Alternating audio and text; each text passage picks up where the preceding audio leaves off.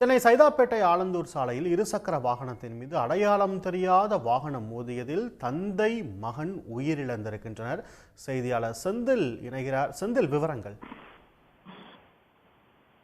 Chennai Saidapet Alandur road மேம்பாலத்தில் அடையாளம் தெரியாத வாகனம் மோதி டூ வீலரில் சென்ற தந்தை மகன் உயிரிழந்த சம்பவம் பெரும் சோகத்தை ஏற்படுத்தி இருக்கிறது.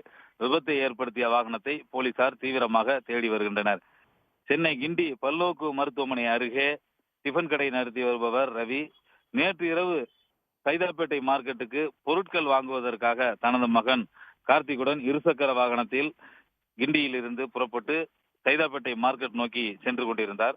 ஆலந்தூர் ரோடு மேம்பாலத்தில் சென்று கொண்டிருந்த போது மழை பெய்து கொண்டிருந்தது. அப்போது அந்த வழியாக வேகமாக வந்த ஒரு வாகனம் மோதிவிட்டு நிற்காமல் சென்றது. இதில் இருவரும் சம்பவ இடத்திலேயே பரிதாபமாக உயிரிழந்தனர். இது தொடர்பாக கிண்டி போக்குவரத்து புலனாய்வு போலீசார் வழக்கு பதிந்து தற்போது விசாரணை நடத்தி வருகின்றனர்.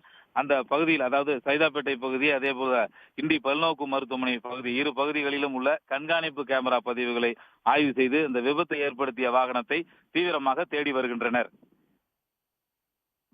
விவரங்களுக்கு நன்றி செந்தில். உடனுக்குடன் செய்திகளை தெரிந்து கொள்ள சன் நியூஸ் பெல் ஐகானை கிளிக் பண்ணுங்க.